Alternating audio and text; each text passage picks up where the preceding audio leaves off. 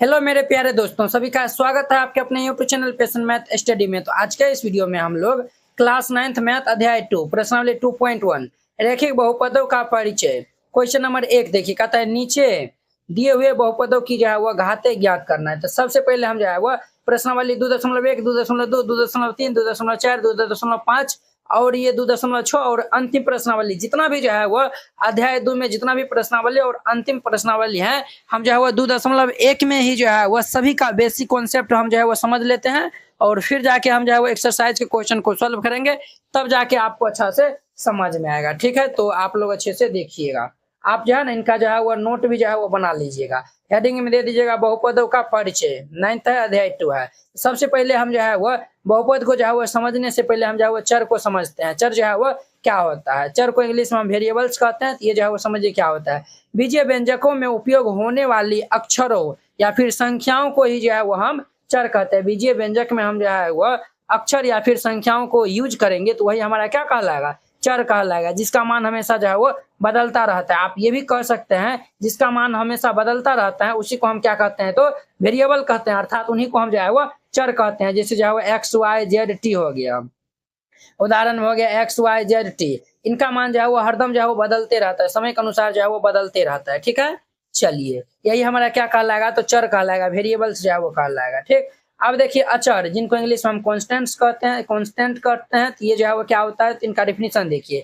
बीजीय व्यंजकों में वे संख्याएं जिनका मान हमेशा निश्चित होता है और कभी नहीं बदलता है तो अचर कहलाता है। अब देखिए बुआ, ये एक्स सिचुएशन पे जो है वो डिपेंड करेगा। एक्स का मान जो है कभी 2 भी हो सकता है, 5 भी हो सकता है, 7 भी हो सकता है, 9 भी हो सकता है, 11 भी हो सकता है, कुछ भी हो सकता है। बट अचर में जो है वो जैसे ये 4 है, ये तो हमेशा फिक्स रहेगा। कोई भी जो है वो व्यक्ति से पूछेगा तो ये जो है वो 4 जो है वो कहेगा, है कि ना। ये 5 है तो सभी जो है वो 5 कहेगा। -8 है, पाई है, पाई भी हमारा क्या है, तो एक अचर राशि है। ये जो है हमारा क्या है, तो अचर है, यानी कि कांस्टेंट है। इनका भी पाई का जो है मान कितना होता है, तो 22/7 होता है। इनका भी मान जो है वो क्या होता है, तो फिक्स होता है। जब मान जो है वो फिक्स होता है, निश्चित होता है, उसी को हम जो है वो क्या कहते हैं, तो अचर कहते हैं। क्लियर। जैसे ये जो है वो 4 हो गया, 5 हो गया, -8 हो गया, पाई हो गया, इनका मान हमेशा जो है वो निश्चित रहता है, यानी कि ये जो है वो लॉक रहता है। जो मान है वही जो है वो रहेगा, बदलेगा नहीं। क्लियर, तो यही हमारा अचर कहलाएगा। अब देखिए चर अचर जो है वो समझ गए। अब देखिए नेक्स्ट हमारा 3 में जो है दीजिएगा बीजीय व्यंजक, जिनको इंग्लिश में हम एल्जेब्राइक एक्सप्रेशन जो है वो बोलते हैं। तो चलिए इनका डिफिनीशन देखिए। चर और अचर राशियों को गणितीय संक्रियाओं हमारा कौन कौन सा है, प्लस हो गया, माइनस हो गया, गुना हो गया, भाग हो गया, ये सब क्या है, तो हमारा गणितीय संक्रियाओं है। ठीक है, के साथ मिलाकर लिखने पर बीजीय व्यंजक प्राप्त होता है, उसी को हम जो है वो क्या कहेंगे, तो बीजीय व्यंजक कहेंगे। जैसे जो है वो देखिए यहाँ पे 4x प्लस 5y प्लस 3 यहाँ पे दिया हुआ है। यहाँ पे देखिए ये जो है वो प्लस माइनस गुना भाग, यहाँ पे जो है प्लस प्लस दिया हुआ है, यहाँ पे जो है माइनस जो है वो दिया हुआ है। ये देखिए इसमें चर और अचर दोनों जो है वो मिल गया है। तो जब चर और अचर जो है वो दोनों मिल जाएगा तो वही हमारा क्या होगा, तो बीजीय व्यंजक जो है वो बन जाएगा। तो वेरी सिंपल था।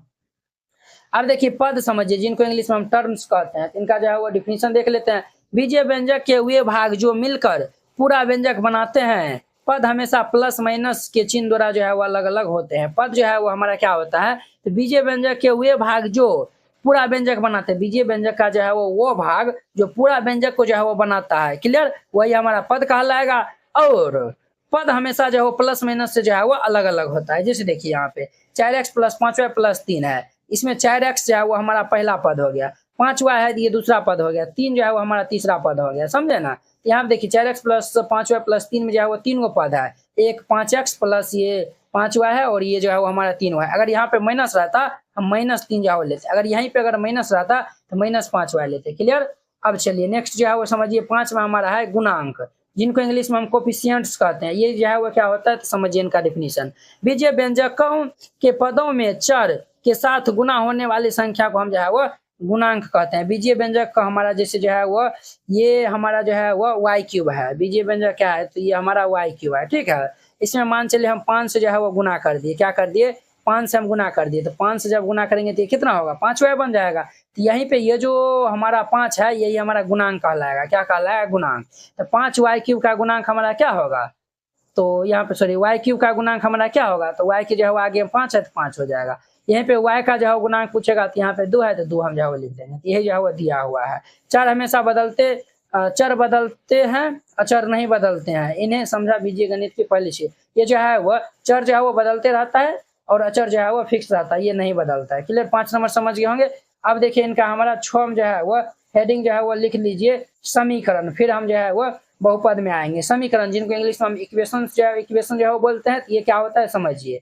जब हम किसी बीजीय व्यंजक में बराबर यानी ये बराबर का चिन्ह जो है वो हम लगाते हैं या उसे किसी अचर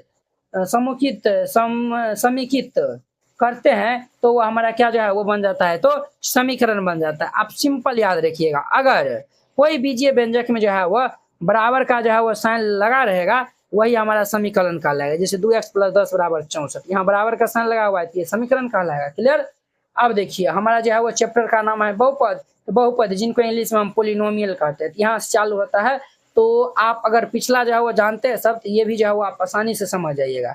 ऐसा बीजीय व्यंजक जिनमें केवल एक चर और उनकी घातें होती हैं, ऐसा बीजीय व्यंजक जिसमें जो है वो एक चर और उनकी जो है वो घातें होती हैं। ध्यान रहे बहुपद में चर का घात हमेशा जो है वह शून्य या फिर धनात्मक पूर्णांक होना चाहिए, बट्टा या जो है वो माइनस में नहीं होना चाहिए, तो वही हमारा बहुपद कहलाएगा। समझे ना। यहाँ पे 2-3 को जो है वो ऑब्जेक्टिव बन जाएगा। क्या जो है वो ऑब्जेक्टिव बन जाएगा, तो ये जो है वो बट्टा में दे दिया जाएगा। आपसे पूछेगा कि बुआ भाई ये हमारा बहुपद है, तो आप बोलेगा नहीं बहुपद नहीं है।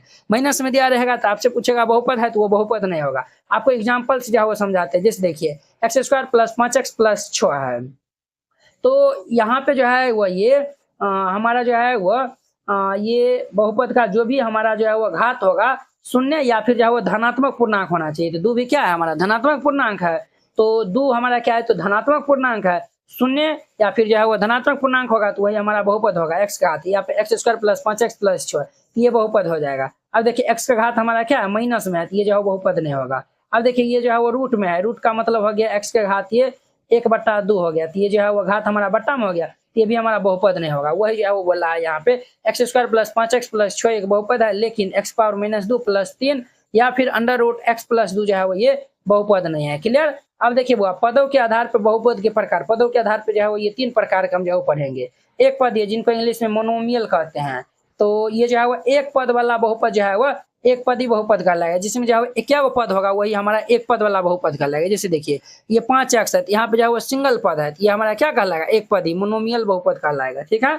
अब देखिए द्विपदी जिनको इंग्लिश में बाइनोमियल कहते हैं, 2 पदों वाला बहुपद जो है वो क्या कहलाएगा, तो 2 पदी बहुपद जो है वो कहलाएगा। उदाहरण 2x + 3, इसमें देखिए 2 गो पद है, एगो ये पद हो गया एक ये पद हो गया, 2 गो पद हो गया, तो ये हमारा द्विपदी कहलाएगा। द्विपद वाला बहुपद जो है वो कहलाएगा, यानी कि बाइनोमियल जो है वो पोलिनोमियल कहलाएगा। क्लियर।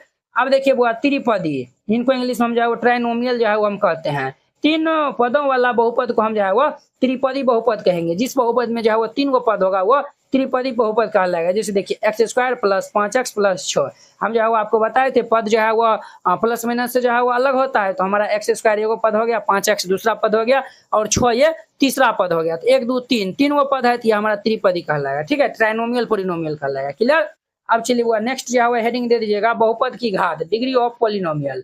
अब देखिए किसी बहुपद में चर का अधिकतम घातांक ही उस बहुपद की जो है वो घात कहलाते हैं। इसमें जो है वो आपके 2.1 में जो है वो इस पे जो है वो क्वेश्चन भी जो है वो दिया हुआ है। किसी बहुपद में जो है वो चर का जो अधिकतम घातांक होगा उसी बहुपद का जो है वो वही जो है वो बहुपद का क्या कहलाएगा, तो घात कहलाएगा। जैसे देखिए 5y³ + y² - 8, यहाँ पे जो हमारा चर क्या है, तो चर हमारा y है, तो y का अधिकतम घात जो है वो क्या है 3 है। तो अधिकतम घात ये जो है वो जब अधिकतम घात जो है वो 3 है, ये हमारा त्रिपदी जो है वो बहुपद, ये जो है वो हमारा ये जो है वो घात अगर जो है वो अधिकतम घात जो है वो 3 होगा तो ये त्रिघाती बहुपद कहलाएगा। क्या कहलाएगा, त्रिघाती बहुपद कहलाएगा। वहीं पे जो है वो अगर 2 गो होगा तो वो हमारा क्या कहलाएगा, तो द्विघात बहुपद कहलाएगा। एगो रहता है तो रैखिक बहुपद कहलाएगा, जो कि नीचे में अभी जो है वो समझाया हुआ है। घात के आधार पर बहुपद के प्रकार, अब जो है वो घात के आधार पर जो है वो बहुपद के हम जो है वो प्रकार जो है वो समझते हैं। अब देखिए अचर बहुपद, अगर घात 0 होगा तो वो अचर बहुपद कहलाएगा। क्या कहलाएगा, अचर बहुपद। उदाहरण जो है वो 8 दे दीजिए, तो 8 हमारा क्या है अचर है, क्योंकि इसे हम जो है वो 8x⁻0 लिख सकते हैं। x⁻0 किसी भी संख्या का पावर 0 रहता है तो उनका मान 1 होता है। ये 8 को 1 से गुना करेंगे तो 8 हो जाएगा। हम इनको इस तरीका जो है वो लिख सकते हैं। रैखिक बहुपद जिनको इंग्लिश में लीनियर पोलिनोमियल कहते हैं, जिसका घात जो है वो 1 होगा तो हमारा रैखिक बहुपद जो है वो कहलाएगा। जैसे देखिए 3z + 7, तो जड़ का घात जो है वो क्या है मैक्सिमम घात है, यानी कि अधिकतम घात, अधिकतम जो है वो उनका घात पावर कितना है तो 1 है। तो जब अधिकतम पावर 1 होगा तो रैखिक बहुपद कहलाएगा। क्लियर। अब देखिए द्विघात बहुपद जिनको इंग्लिश में हम क्वाड्रेटिक पोलिनोमियल कहते हैं, घात 2 वाला बहुपद को हम क्या कहते हैं, तो द्विघात बहुपद कहते हैं, यानी कि क्वाड्रेटिक पोलिनोमियल हम कहते हैं। जैसे देखिए x square plus 5x plus 1 है, यहाँ पे x का जो है वो अधिकतम घात क्या है, तो 2 है। जब x का अधिकतम घात 2 होगा तो हमारा क्या कहलाएगा, तो द्विघात बहुपद यानी कि क्वाड्रेटिक पोलिनोमियल कहलाएगा। क्लियर। चलिए नेक्स्ट हमारा है त्रिघात बहुपद, जिनको हम इंग्लिश में क्यूबिक पोलिनोमियल कहते हैं। जिसका घात जो है वो 3 होगा तो हमारा क्या कहलाएगा, त्रिघात बहुपद कहलाएगा। बस सिंपल है, 3 घात रहेगा तो त्रिघात, द्विघात रहेगा द्विघात, एगो घात रहेगा तो रेखी कहलाएगा। ठीक है, यहाँ पे देखिए 5y³ plus y² square plus 2y minus 1, तो यहाँ पे y का जो है वो अधिकतम घात कितना है, 3 है, तो ये हमारा क्या कहलाएगा, तो त्रिघात बहुपद कहलाएगा। आई होप कि आप लोग ये सब स्टूडेंट को बहुत ही अच्छा तरीका से समझ में आता होगा। सभी जो है वो आपको इनको राइट डाउन करके याद कर लीजिएगा। क्लियर। अब देखिए वो शून्य बहुपद, जिनको हम जीरो पोलिनोमियल कहते हैं, ये क्या होता है समझिए। शून्य को शून्य बहुपद हम कहते हैं, शून्य को हम क्या कहते हैं, तो शून्य बहुपद कहते हैं। और इसकी घात कभी जो है वह परिभाषित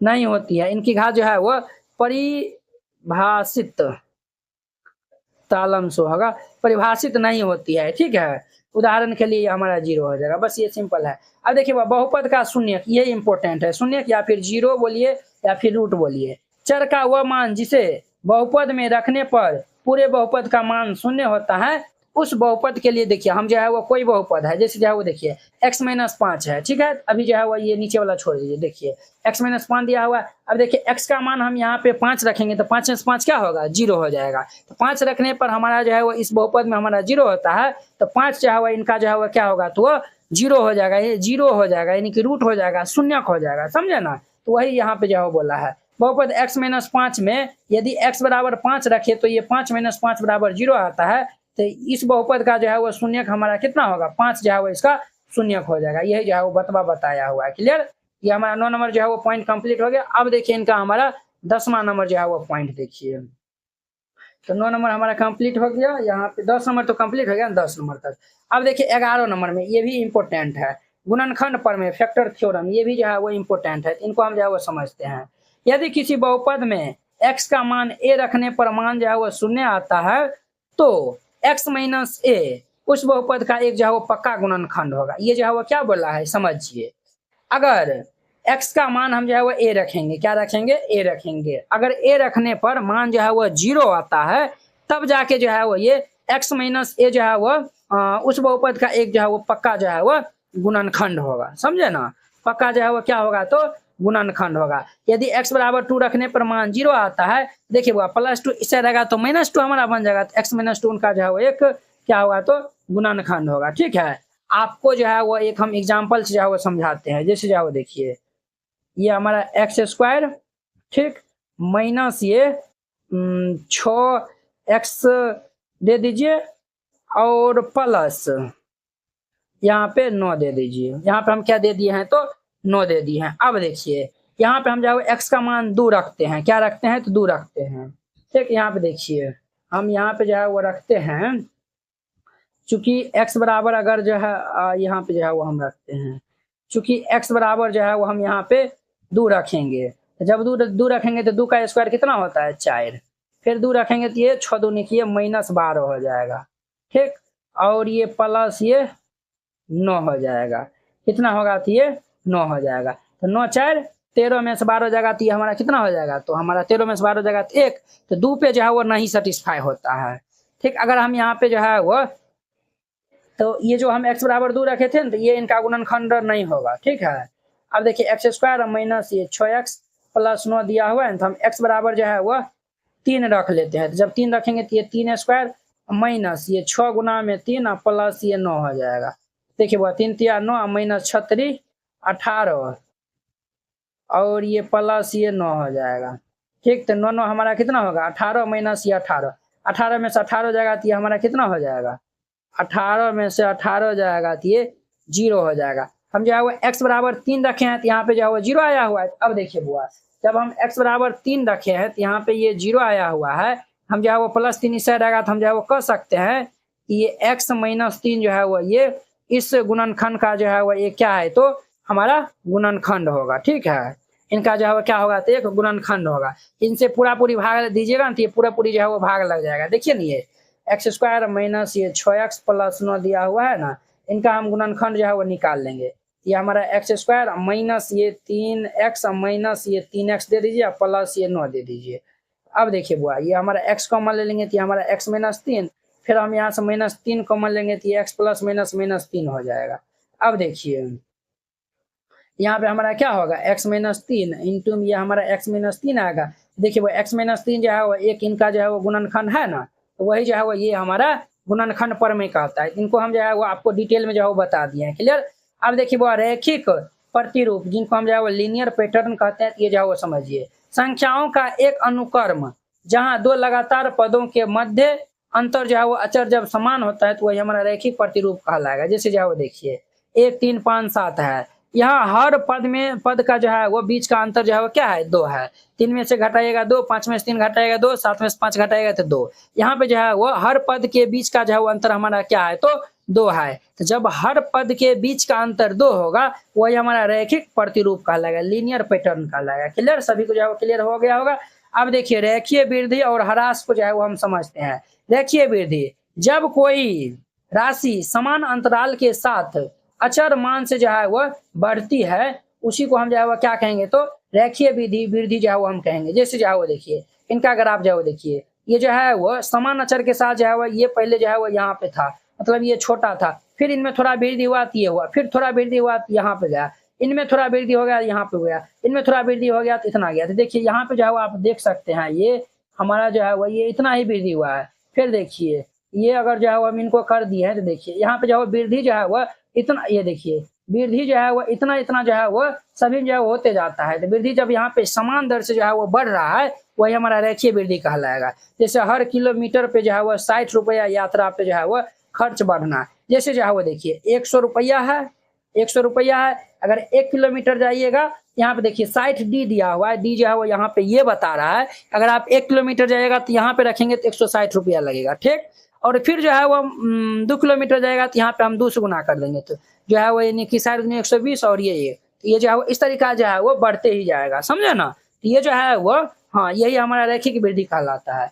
रेखीय ह्रास, अब जो है वो समझिए जब कोई राशि समान अंतराल के साथ अचर मान जो है वो घटता है उसी प्रकार जो है वो देखिए हर महीने टंकी में जो है वो पानी का स्तर जो है वो 0.5 लीटर जो है वो कम हो रहा है। मान चलिए जो है वो टंकी में जो है वो 3 लीटर पानी है तो हर एक महीना जो है वो कम होते जा रहा है। 1 से गुना करेंगे तो 1 महीना में कम कितना होगा तो वो निकल जाएगा, 2 से गुना करेंगे तो 2 महीना में कम होगा कितना होगा वो निकल जाएगा, 3 महीना में जो है वो 3 से गुना करेंगे तो उस प्रकार जो है वो निकलते जाएगा। देखिए इस तरीका जो है वो ये नीचे की ओर बढ़ते जाएगा, समझे ना। तो यही हमारा रेखीय वृद्धि और ह्रास जो है वो कहलाएगा। क्लियर, आई होप कि आप लोग ये सबको अच्छा से समझ में आया होगा। अब चलिए नेक्स्ट हमारा है सरल रेखा का समीकरण। ये जो है वो क्वेश्चन वेरी इंपॉर्टेंट है, ये आपको जो है वो आगे भी जो है वो पढ़ने के लिए जो है वो मिलेगा, तो इनको आप अच्छे से देखिए। ढलान जिनको इंग्लिश में हम स्लोप कहते हैं, क्या कहते हैं तो स्लोप कहते हैं। ए देखिए वो सरल रेखा का समीकरण होता है y = x + b होता है। क्या होता है, x + b होता है। x का जो गुणांक होता है ना वही हमारा जो है वो इनका ढाल कहलाता है। क्या कहलाता है, तो ये ढाल कहलाता है। अब देखिए ए रेखा के ढलान को प्रदर्शित करता है। यहाँ पे जो है x का जो है वो निर्देशांक ए है ना, ये x वाला जो है वो x के बगल में जो है ना वही हमारा ढलान कहलाता है। आप 11th में आइएगा ना वहाँ पे जो है वो ये खूब डिटेल में जो है वो आपको पढ़ना है। ठीक है, यहाँ पे जो है वो बेसिक ही जो है वो आपको हम बता रहे हैं। उदाहरण के लिए जैसे देखिए y = 2x + 1 है, यहाँ पे आपको ढलान पूछेगा यानी स्लोप पूछेगा तो x के बगल में जो होगा वो बता दीजिएगा, यहाँ पे 2 इनका ढलान हो जाएगा, समझे ना। अब जैसे जो है वो देखिए यहाँ पे जो है वो हमारा ये x एक्सिस है, ये y एक्सिस है। ठीक है, अब देखिए यहाँ पे इनको जो है वो 0, b ये जो है वो पॉइंट हमारा जो है y एक्सिस पे काटता है तो x वाला 0 हो जाएगा और ये पॉइंट हम जो है मान लें कि b पे जो है वो इनको कट कर रहा है, समझे ना। तो y खंड जो है वो इनका b हो जाएगा और ये जो है वो रेखा का जो है वो हमारा समीकरण y = xb, क्योंकि एक सीधी रेखा है, सरल रेखा है ना, तो इनका जो है वो समीकरण ये है, तो इनका जो ढलान हमारा a हो जाएगा। क्लियर, अब देखिए ये समझिए y अंतखंड y इंटरसेक्शन कोई रेखा y अक्ष को जिस बिंदु यानी कि जैसे 0, b पे यहाँ काटा हुआ है ना पर काटते हैं तो उसकी दूरी b को हम जो है वो ये जो b है ना तो उसी को हम जो है वो क्या कहेंगे, तो अंतखंड कहेंगे। क्या कहेंगे, y अंतखंड कहेंगे। ठीक है, जैसे देखिए y = हमारा क्या दिया हुआ है, तो y = 2x + 5 में y अंतखंड हमारा क्या हो जाएगा, तो ये जो 5 है ये हो जाएगा। क्लियर, चलिए अब जो है वो बिंदु का समीकरण को संतुष्ट करना, ये जो है वो समझिए। यदि कोई बिंदु x, y किसी रेखा पे स्थित है, मान चलिए x, y इसी रेखा पे जो है वो स्थित होगा, तो वह उसके समीकरण, अब देखिए अगर यही जो है वो हमारा y equal to x plus b हमारा रेखा है ना, अगर यही रेखा पे जो है वो कोई बिंदु मान चलिए 2,5 है, इस बिंदु पे जो है वो स्थित है, जब ये इस बिंदु पे स्थित है, इस समीकरण को भी जो है वो संतुष्ट करेगा, तो वही जो है वो बोलता है, तो वह उसके समीकरण को जो है वो संतुष्ट करेगा। जैसे y equal to 2x plus 1 है, ठीक है, रेखा y इक्वल टू इतना पर बिंदु जो है वो 3,7 है, इस रेखा पे ये बिंदु है, इस रेखा पे ये बिंदु है, इस बिंदु को जो है वो इसको सेटिस्फाई करना होगा। तो y इक्वल टू ये 2x प्लस 1 है ना, तो यहाँ पे x का मान हमारा 3 है, ये हम जो है वो कोऑर्डिनेट हमारा यानी कि निर्देशांक एक्स वाई फॉर्मेट में जो है वो लिखा रहता है, पहला वाला x होता है, दूसरा वाला y होता है। यहाँ पे x का मान हमारा y का मान 7 हो जाएगा, x का मान 3 रखेंगे तो 2 6 1 7, 7 बराबर 7 हो गया, सेटिस्फाई कर गया ना। आई होप कि आप लोग ये 15 तक जो है वो समझ गए होंगे। अब देखिए एकदम जो है वो सारा डिटेल जो है वो आपको हम बता रहे हैं, सारा डिटेल, ठीक है। तो आपको जो है वो चैनल को सब्सक्राइब कर लेना है, ठीक है। यहाँ पे जो है वो आपको पूरा जो है वो मैथ का जो है वो कंप्लीट करवाया जाएगा, 9th का भी, 10th का, 11th 12 सब का जो है वो करवाया जाएगा। अब देखिए अक्षों पर प्रतिच्छेदन, इंटरसेक्शन ऑन एक्सिस, ये जो है वो समझिए। एक्स अक्ष को काटने पर y बराबर 0 होता है, ये तो हम जो है वो निर्देशांक ज्यामिति में भी जो है वो बताए थे। एक्स अक्ष को जो है वो काटने पर y निर्देशांक क्या होता है, तो 0 होता है, ठीक है। उदाहरण के लिए y equal to 3x minus 6 है, क्या है, तो y equal to 3x minus 6 है, तो x अक्ष को 2,0 पर काटते जैसे जो है वो देखिए, ये वाला जो है वो हमारा क्या है, तो एक सीधी रेखा है, y equal to 3x minus 6 है, ठीक है।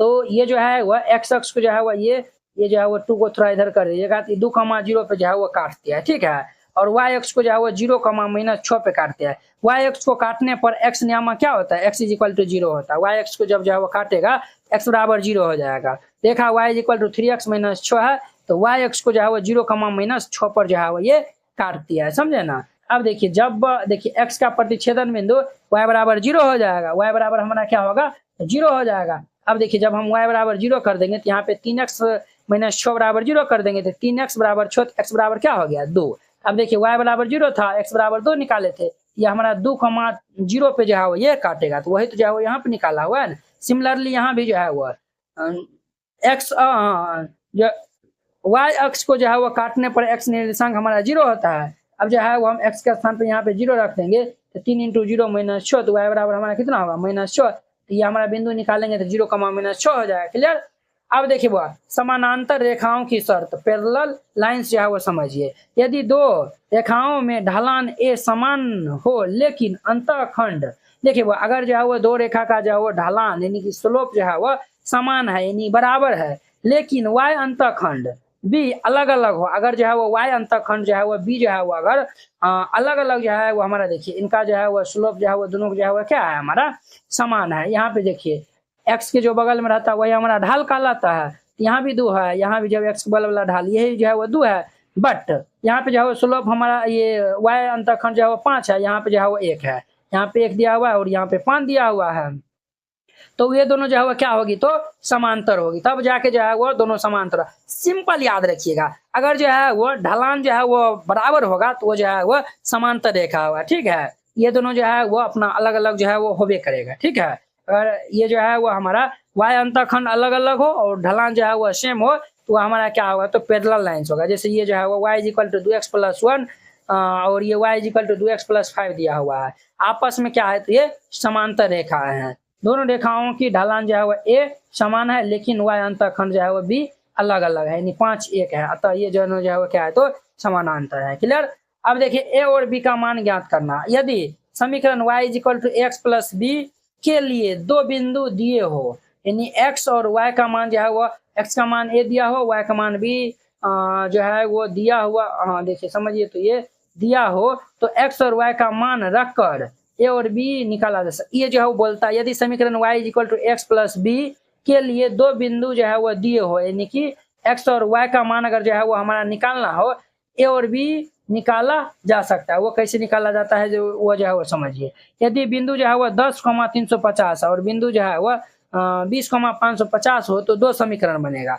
350 इज इक्वल टू ये 10 प्लस b, क्या बनेगा, तो ये 350, ये देखिए ये हमारा x वाला होता है ना, ये y वाला होता है ना, x वाला y वाला हमारा होता है, तो ये y is equal to y का मान 350 है, और ये हमारा क्या होगा x है, तो ये जो है x का स्थान में 10 है, तो ये हमारा 10 से प्लस भी हो जाएगा। सिमिलरली यहाँ भी हो जाएगा, तो पहला दूसरा समीकरण हुआ ना, इन दोनों को हम जो है वो सॉल्व कर लेंगे। समीकरण 2 में से एक को हम घटा देंगे, तो 2 में से एक को घटाएंगे तो 550 माइनस 350, इनको हम घटा देंगे तो 20 प्लस बी में से हम 10 माइनस 10 प्लस बी को घटा देंगे। तो अब देखिए इनको हम घटाएंगे तो ये 200 हो जाएगा।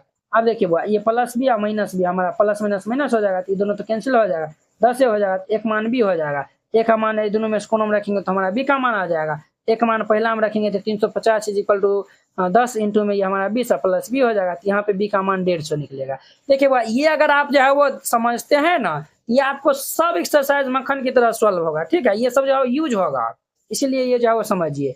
2 अंकीय संख्याओं का जो है वो लीजिए, यदि किसी 2 अंकों की संख्या का दाहिनी अंक x है, इकाई अंक y हो, तो मूल संख्या यहाँ पे बनेगा 10y, 10x प्लस y बनेगा। इकाई दहाई अंक हमारा x है, तो दहाई को 10 से गुना करेंगे 10x, इकाई को 1 से गुना करेंगे तो 1 होगा, तो ये दोनों को जोड़ देंगे तो ये हमारा संख्या होगा, ठीक।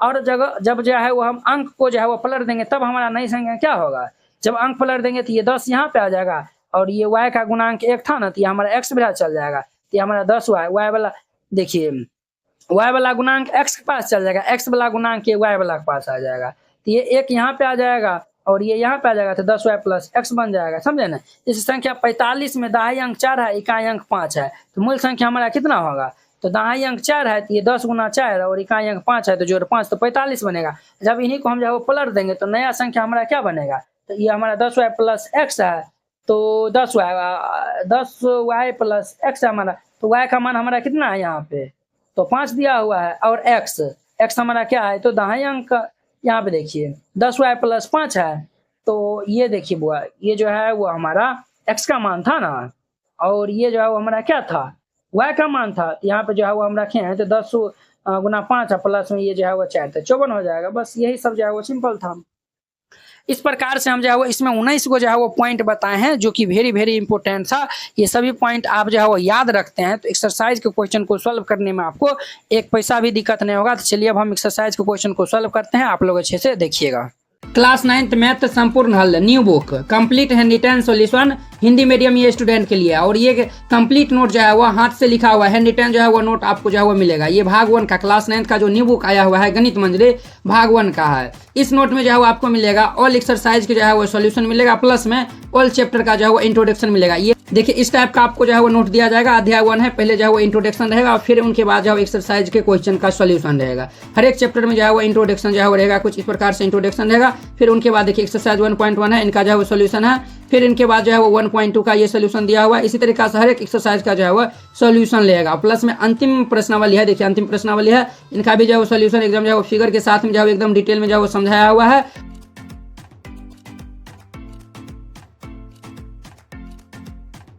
देखिए यहाँ पे क्लास 9वीं एनसीईआरटी गणित वीडियो नोट्स जो है यहाँ पे हर एक में जो है वो सभी एक्सरसाइज में जो है वो वीडियो सॉल्यूशन जो है वो दिया हुआ है। जैसे हमारा अध्याय 1 है, हम इस पे जो है वो क्लिक करेंगे तो ऑटोमेटिक जो है वो यूट्यूब वीडियो का जो है वो लिंक जो है वो पहले जो है वीडियो जो है वो समझ लीजिए, पूरा जो है वो डिटेल में जो है वो इंट्रोडक्शन प्लस एक्सरसाइज के जो है वो क्वेश्चन को जो है वो सॉल्व करवाया हुआ है। ठीक है, तो पहले आप जो है वो देख लीजिए। यहाँ पे जो है वो देखिए इस तरीका जो है वो सब जो है बताया हुआ है, तो आप जो है पहले देख लीजिए। इस पीडीएफ नोट को जो है वो लेने के लिए आप इस नंबर पे जो है वो कॉल या फिर मैसेज कर सकते हैं, आपको पीडीएफ जो है वो मिल जाएगा 92 41 98 18 39। अब देखिए वो यहाँ पे नीचे दिए गए बहुपद की घात ज्ञात करना, इसमें हमें बहुपद का घात ज्ञात करना है। कितने सिंपल है, आपको हम बताए थे बहुपद का अधिकतम घात ही जो है वो उस बहुपद का जो है वो घाते कहलाएगा। यहाँ पे 2 है तो 2 हो जाएगा। तो ये हमारा पहला नंबर में दिया हुआ है ये 2x² माइनस ये 5x प्लस ये 3 दिया हुआ है। ठीक है, यहाँ पे लिखिएगा, एक ही लाइन हम जो है वो बना देते हैं। यहाँ पे लिखिएगा इस बहुपद चर का जो है वो अधिकतम घात क्या है, 2 है। इस बहुपद में चर का अधिकतम घात 2 है। इस बहुपद में चर का जो है वह अधिकतम घात 2 होगा। इसीलिए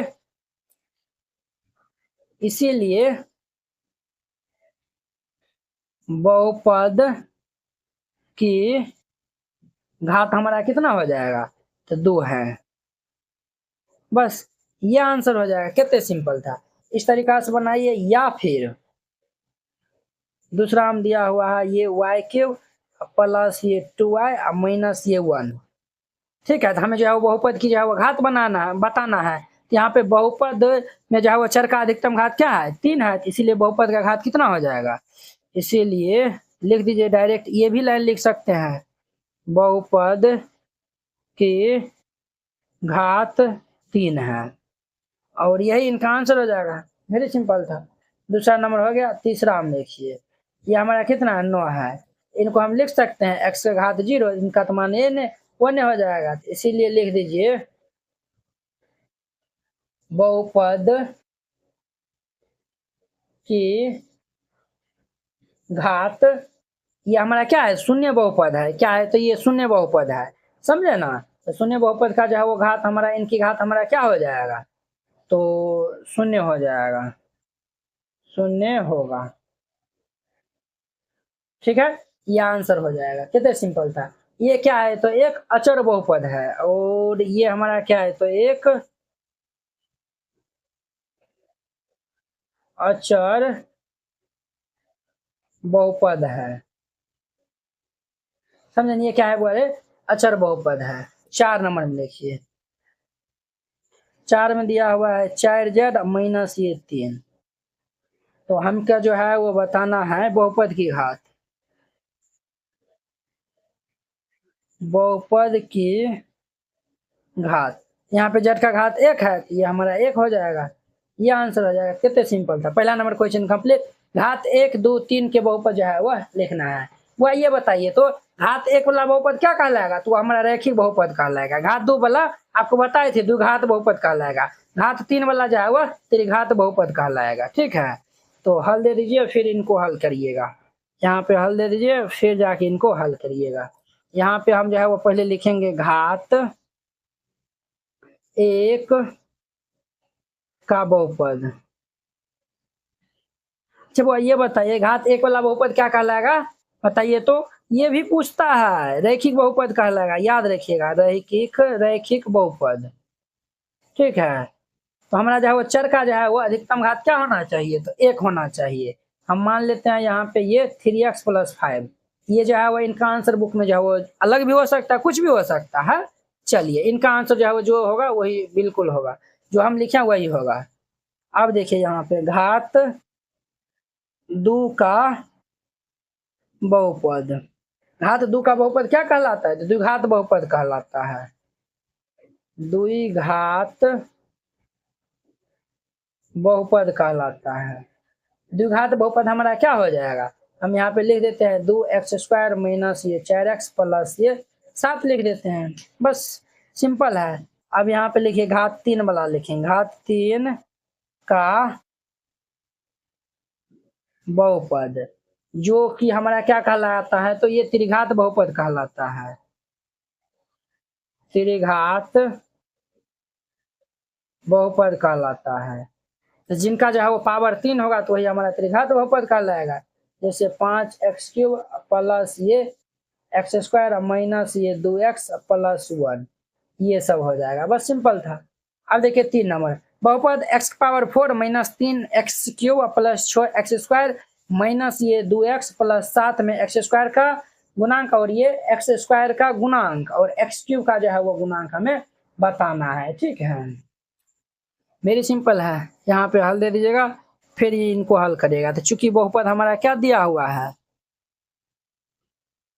बहुपद हमारा दिया हुआ है ये x⁴ माइनस ये 3x³ प्लस ये 6x² माइनस ये 2x प्लस 7, ये दिया हुआ है। हम जो है वो इसीलिए x² के गुणांक हम पहले लिखेंगे, के गुणांक, x² का गुणांक, x के बगल वाला जो होगा वही हमारा गुणांक हो जाएगा, तो ये 6 हो जाएगा। ठीक, तथा फिर किनका बताना है, x³ का जो है वो बताना है। यहाँ पे लिखेगा x³ के गुणांक। तो x³ के गुणांक हमारा क्या होगा, x³ के जो बगल में होगा तो -3 है, तो ये -3 हो जाएगा। ये दोनों इनका हमारा फाइनल आंसर हो जाएगा। बस सिंपल था। अब देखिए बहुपद 4z³ प्लस 5z² माइनस 11 में z का जो है वो गुणांक जो है वो आपको बताना है। ठीक है, तो चलिए हल दे दीजिए, फिर इनको हम हल करते हैं। तो चूंकि बहुपद हमारा क्या दिया हुआ है, 4z³ प्लस ये 5z² माइनस ये 11 दिया हुआ है। ठीक है, तो हम जो है वो लिख देंगे इसीलिए z का गुणांक। तो बुआ रे देखिए इसमें z जो है वो है, z वाला तो चर हमारा, z वाला जो है वो पद तो हमारा है नहीं किया है, तो क्या हम इनको जो है वो लिख सकते हैं प्लस ये 0 इंटू में z का गुणांक हमारा क्या हो, 0 को z से गुना करेंगे तो 0 ही होगा, तो कोई फर्क नहीं पड़ेगा, तो 0 हो जाएगा, 0 आंसर हो जाएगा। बस सिंपल था। अब देखिए इतना में हमें जो है वो बहुपद इतना में अचर क्या होगा तो वो हम जो है वो बताना है। ठीक है, तो हल दे दीजिए, फिर इनको हल करिएगा। तो चूंकि हमारे पास बहुपद दिया हुआ है, बहुपद दिया हुआ है 9x³ प्लस ये 5x² माइनस ये 8x माइनस 10 दिया हुआ है, ये बहुपद दिया हुआ है। ठीक है, इसमें हमें जो है वो बताना है कि बहुपद में अचर पद हमको बताना है। अचर पद हमारा क्या है, -10 है। यहाँ पे लिखिएगा बहुपद में अचर पद -10 है, और ये इनका आंसर हो जाएगा। कितने सिंपल था। इस प्रकार से हमारा प्रश्नावली 2.1 और ये इंट्रोडक्शन जो है वो खत्म हो गया। एक्चुअली प्रश्नावली जो है बहुत आसान है। ठीक है, इनका इंट्रोडक्शन जो है वो मेन इंपॉर्टेंट था, तो वो भी जो है वो बता दिया, और प्रश्नावली 2.1 भी जो है वो बता दिए। तो चलिए अब हम नेक्स्ट वीडियो में मिलते हैं इनके प्रश्नावली 2.2 के साथ में। अगर यह वीडियो आप लोग को अच्छा लगा होगा तो लाइक कमेंट एंड अपने दोस्तों के बीच में शेयर कीजिएगा। अगर आप चैनल पे पहली बार आए हुए हैं तो चैनल को सब्सक्राइब कर लीजिए। तो चलिए अब हम नेक्स्ट वीडियो में मिलते हैं। जय हिंद।